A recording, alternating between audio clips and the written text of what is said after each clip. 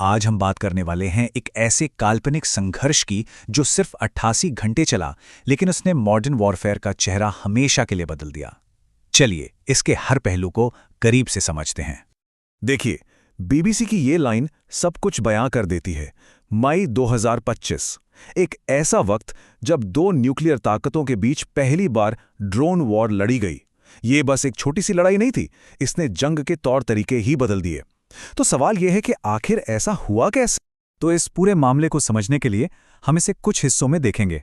सबसे पहले ये चिंगारी लगी कैसे, फिर बात करेंगे हमलों की, मतलब ड्रोन्स और मिसाइलों की। इसके बाद देखेंगे कि इनसे बचा कैसे गया, यानी डिफेंसिव शील्ड्स और साइबर वॉरफेयर। फिर लड़ाई के बाद किसने क्या कहा, उस रिपोर्ट पर नजर डालेंगे। और आखिर में सबसे जरूरी बात, इस जंग से हमें क्या नए सबक मिले। तो चलिए कहानी की शुरुआत से शुरू करते हैं। आखिर ये सब शुरू कहां से हुआ? एक छोटी सी घटना जो सिर्फ 88 घंटों में एक बड़े हवाई संघर्ष में बदल गई। तो देखिए, ये सब कैसे हुआ। 22 अप्रैल को पहलगाम में एक आतंकी हमला होता है। इसके जवाब में 7 मई को भारत ऑपरेशन सिंदूर लॉन्च करता है। बस यहीं से बात बिगड़ जाती है। अगले ही दिन 8 मई को पाकिस्तान की तरफ से ड्रोन और मिसाइलों की बौछार शुरू हो जाती है और भारत को अपना S-400 एक्टिवेट करना पड़ता है।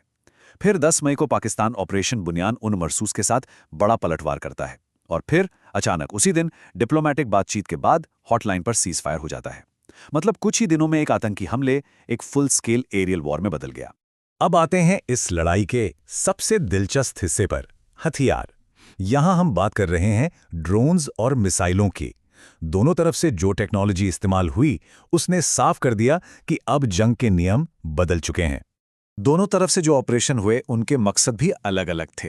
भारत का ऑपरेशन सिंदूर फोकस था आतंकी ठिकानों पर, ताकि भविष्य में हमले रोके जा सकें।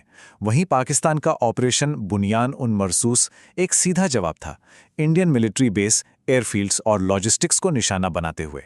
भारत की तरफ से देखें तो उनकी स्ट्रैटेजी बिल्कुल साफ थी, स्टैंड ऑफ वेपन्स, मतलब ऐसे हथियार जो दूर से ही अपना काम कर दें।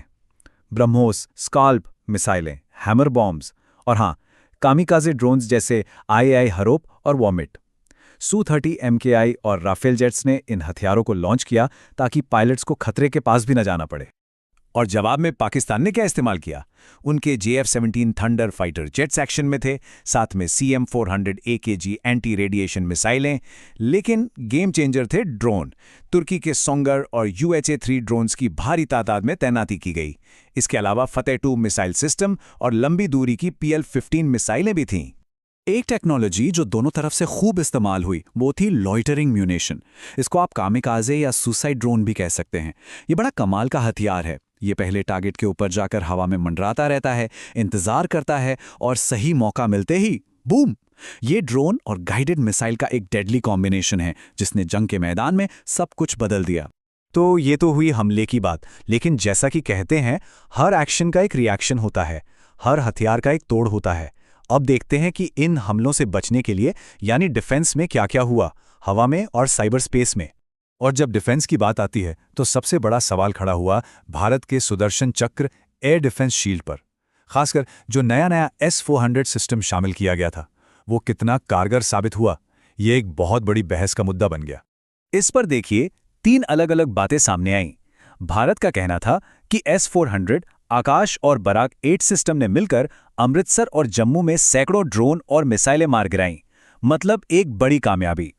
वहीं पाकिस्तान का दावा था कि उन्होंने अपने CM-400 AKG मिसाइलों से आदमपुर और भुज में 2 S-400 सिस्टम्स को ही न्यूट्रलाइज कर दिया था। और जब इंडिपेंडेंट एनालिसिस हुआ, जैसे कि एयरफोर्सेस मंथली ने सैटेलाइट इमेजरी देखी, तो लगा कि शायद S-400 बैटरी के कुछ हिस्सों को नुकसान पहुंचा है, लेकिन कोई पक्का सबूत नहीं मिला। मतलब तस्वीर साफ नहीं थी। मिसाइलों को रोकने के अलावा एक और लड़ाई चल रही थी, एक अदृश्य लड़ाई। इसे कहते हैं इलेक्ट्रॉनिक वॉरफेयर या EW। इसमें होता क्या है कि आप दुश्मन के रडार और कम्युनिकेशन को इलेक्ट्रोमैग्नेटिक एनर्जी से जैम कर देते हैं, ताकि आपके फाइटर जेट्स को हमले के लिए एक सेफ विंडो मिल जाए। और रिपोर्ट्स के मुताबिक भारत ने अपने शुरुआती हमलों के लिए यही तरीका अपनाया था। और यहीं से जंग का एक और नया मैदान खुलता है, साइबर वॉरफेयर। जरा इस आंकड़े पर गौर कीजिए, 15 लाख। पाकिस्तान के ऑपरेशन बुनियान उन मरसूस के दौरान भारतीय सिस्टम्स पर 1.5 मिलियन से ज्यादा साइबर अटैक की कोशिशें रिकॉर्ड की गईं। तो ये साइबर हमले कहाँ हो रहे थे? निशाना थे भारत के मिलिट्री सैटेलाइट्स, सरकारी वेबसाइट्स, यहां तक कि रूलिंग पार्टी की वेबसाइट्स भी। मकसद था डिजिटल इंफ्रास्ट्रक्चर को ठप करना। हिंदुस्तान एरोनॉटिक्स लिमिटेड जैसी जगहों से सेंसिटिव डेटा लीक किया गया और 2,500 से ज्यादा सर्विलेंस कैमरेज भी कॉम्प्रोमाइज किए गए। मतलब कोशिश थी कि मिलिट्री कमांड को तोड़ा जाए और आम जनजीवन में खलबली मचाई जाए। ठीक है, तो लड़ाई रुक गई, सीज फायर हो गया। अब सवाल यह था कि जीता कौन? और यहीं पर कहानी और भी उलझ जाती है। दोनों तरफ से अलग अलग दावे किए गए और दुनिया भी बटी हुई नजर आई। हवाई लड़ाई के नुकसान को लेकर तो दावे प्रतिदावे का दौर ही चल पड़ा। भारत ने कहा कि उन्होंने पाकिस्तान के 5 जेट्स और एक AWNCA एयरक्राफ्ट मार गिराया। वही पाकिस्तान का दावा था कि उन्होंने भारत के 5-6 जेट्स गिराए, जिनमें 3 राफेल भी शामिल थे। दोनों ने अपने नुकसान की बात तो मानी, पर कोई ठोस नंबर नहीं बताया। इसे ही कहते हैं फॉग ऑफ वॉर, जब सच का पता लगाना मुश्किल हो जाता है। अब देखिए दुनिया के एनालिस्ट्स क्या कह रहे थे। स्मॉल वॉर्स जर्नल जैसे कुछ लोगों का मानना था कि ये भारत की एक बड़ी जीत थी। उन्होंने न सिर्फ एक चीनी समर्थित विरोधी पर बढ़त बनाई, बल्कि ये भी दिखाया कि उनके अपने और वेस्टर्न सिस्टम्स कितने कारगर हैं और चीन की एयर डिफेंस टेक्नोलॉजी फेल हो गई। लेकिन कहानी का दूसरा पहलू भी था। US China economic and security review commission जैसी संस्थाओं की रिपोर्ट बिल्कुल उल्टी बात कह रही थी। उनके मुताबिक ये पाकिस्तान के लिए एक बड़ी सैन्य सफलता थी और चीन के मॉडर्न हथियार जैसे HQ-9, PL-15 और J-10 फाइटर जेट्स ने पहली बार किसी लड़ाई में अपनी काबिलियत साबित की। तो इन दावों और लड़ाई के बीच एक और काम हो रहा था जो शायद सबसे जरूरी था, डिप्लोमेसी। पर्दे के पीछे अमेरिका के अधिकारी जैसे secretary of state Marco Rubio लगातार दोनों देशों से बात कर रहे थे, माहौल को शांत करने की कोशिश कर रहे थे। और आखिरकार भारत और पाकिस्तान के मिलिट्री ऑपरेशंस के डायरेक्टर्स जनरल के बीच हॉटलाइन पर हुई एक कॉल के बाद ही सीज फायर पर सहमति बनी। मतलब डिप्लोमेसी ने एक बड़े टकराव को टाल दिया। तो इस पूरे 88 घंटे के संघर्ष से हम क्या सीख सकते हैं? अगर कोई मॉडर्न स्ट्रैटेजी को समझ रहा है तो उसके लिए इससे बड़े सबक क्या हो सकते हैं? 4 बातें बिल्कुल साफ हो गईं। पहली, अब ड्रोन का राज है। ये सिर्फ जासूसी के लिए नहीं, बल्कि हमले और बचाव दोनों का सेंटर पॉइंट बन चुके हैं। दूसरी, एयर डिफेंस शील्ड ही सबसे बड़ी ताकत है। S-400 जैसे सिस्टम्स को इलेक्ट्रॉनिक वॉरफेयर के साथ मिलाना ही जीत की गारंटी है। तीसरी, स्पीड ही सब कुछ है। भविष्य की लड़ाइयाँ छोटी और बहुत तेज होंगी, जिसमें जो तेजी से फैसले लेगा वही जीतेगा। और चौथी और आखिरी बात, अब जंग का मैदान हर जगह है। जमीन, हवा, साइबर स्पेस, सब कुछ एक दूसरे से जुड़ा हुआ है। तो आखिर में ये सब हमें एक बड़े सवाल पर लाकर खड़ा कर देता है। आने वाले समय में जंग का नतीजा कौन तय करेगा?